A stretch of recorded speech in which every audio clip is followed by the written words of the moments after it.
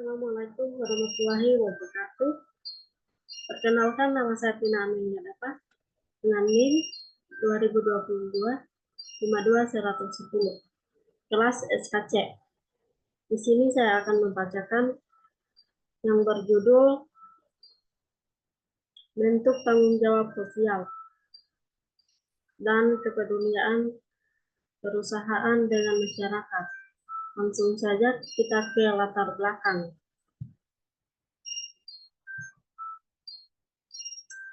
Tanggung jawab sosial perusahaan atau corporate social responsibility yang disingkat yaitu CSR adalah suatu konsep bahwa organisasi, khususnya perusahaan, adalah memiliki berbagai bentuk tanggung jawab terhadap seluruh pemangku kepentingannya yang diantaranya adalah konsumen, karyawan, pemegang saham, komunitas, dan lingkungan dalam segala aspek operasional. Perusahaan yang mencakup aspek ekonomi, sosial, dan lingkungan.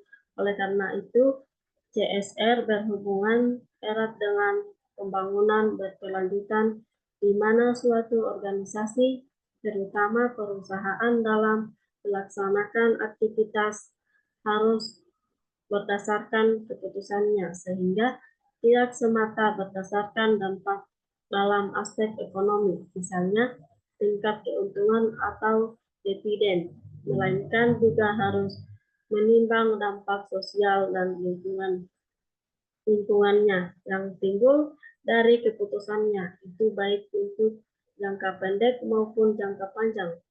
Dengan demikian,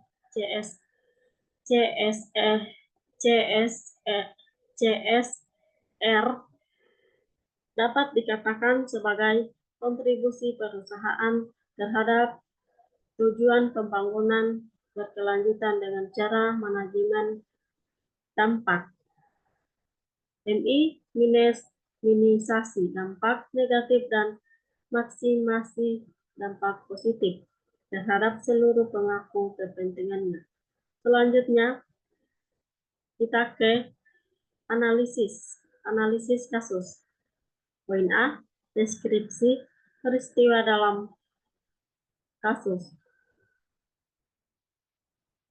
Corporate social responsibility yang disingkat dengan CSR merupakan upaya serius dari entitas bisnis untuk meminimalkan dampak negatif dan memaksimalkan dampak positif operasinya terhadap seluruh pengakuan kepentingan dalam perahan ekonomi, sosial, dan lingkungan. Hal ini bertujuan untuk mencapai tujuan pembangunan berkelanjutan dan memberikan manfaat bagi masyarakat saat ini.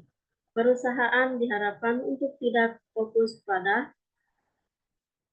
keuntungan tetapi juga memperhatikan tanggung jawab sosial mereka terhadap komunitas di sekitar lokasi operasi mereka. Tanggung jawab sosial ini mencakup berbagai bentuk kepedulian terhadap konsumen, karyawan, pemegang saham, dan lingkungan dengan melaksanakan CSR. Perusahaan dapat meningkatkan reputasi dan memperkuat mereka serta menciptakan hubungan yang baik dengan masyarakat dan pemerintah setempat. Selanjutnya, poin B, identifikasi pihak-pihak yang terlibat dan dampak masing-masing pihak. Pihak yang terlibat dalam corporate social responsibility yang disingkat CSR dan dampak masing-masing pihak adalah sebagai berikut. Poin pertama, perusahaan. Dampak perusahaan diharapkan untuk meminimalkan dampak negatif dan maksimalkan dampak positif dari operasinya terhadap pemangku kepentingan yang dapat meningkatkan reputasi dan memperkuat merek mereka. Poin kedua, lingkungan. Dampak. Tanggung jawab sosial perusahaan juga mencakup dampak terhadap lingkungan di mana perusahaan diharapkan untuk mempertimbangkan dampak lingkungan dari mereka. Selanjutnya,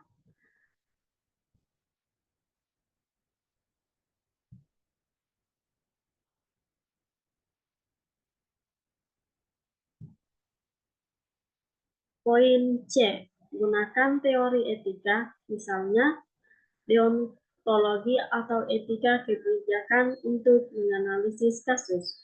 Untuk menganalisis kasus, corporate social responsibility atau yang disingkat dengan CSR menggunakan teori etika dapat mempertimbangkan dua pendekatan etika yang relevan, deontologi dan etika kebijakan. Poin pertama, deontologi, diulang deontologi yang dikembangkan oleh Imam Nuller menekankan bahwa tindakan harus dinilai berdasarkan prinsip moral yang berdasarkan bukan hanya hasilnya. Dalam konteks CSR, perusahaan memiliki kewajiban moral untuk bertindak dengan cara yang etis dan bertanggung jawab terhadap semua pengakuan, kepentingan termaksud karyawan, konsumen, dan komunitas. Poin kedua, etika kebijakan. Etika kebijakan berfokus pada konsekuensi dari tindakan dan kebijakan yang diambil oleh perusahaan dalam konteks CSR. Perusahaan diharapkan untuk mengembangkan kebijakan yang tidak hanya menggunakan mereka, tetapi juga memberikan manfaat bagi masyarakat dan lingkungan. Selanjutnya, poin D, bahas bagaimana standar dan kode etik profesional yang relevan, misalnya ACM Code of Ethics diaplikasikan dalam kasus. Poin pertama, tanggung jawab sosial. ACM Code of Ethics juga menekankan tanggung jawab untuk berkontribusi pada kesejahteraan masyarakat dalam CSR. Perusahaan diharapkan untuk tidak hanya fokus pada keuntungan finalisasi, tetapi juga berperan aktif dalam meningkatkan kualitas hidup masyarakat dan lingkungan di sekitar mereka. Ini mencakup partisipasi dalam proyek komunikasi dan menciptakan hubungan yang baik dengan masyarakat. Poin kedua, etika bisnis. Kode etika profesional mengharuskan perusahaan untuk beroperasi dengan integritas dan etika dalam CSR. Perusahaan harus memastikan bahwa praktik bisnis mereka tidak merugikan masyarakat atau lingkungan dan bahwa mereka berkomunikasi untuk melakukan bisnis dengan cara yang etis dan bertanggung jawab. Dan selanjutnya, solusi dan rekomendasi. Poin A, berikut solusi yang dapat diterapkan untuk mengenai masalah etika yang ditemukan. Berikut adalah beberapa solusi yang dapat diterapkan untuk mengenai masalah etika dalam corporate social responsibility yang disingkat dengan CSR terkait tanggung jawab sosial dan kepedulian perusahaan terhadap masyarakat. Poin pertama, pengembangan kebijakan CSR.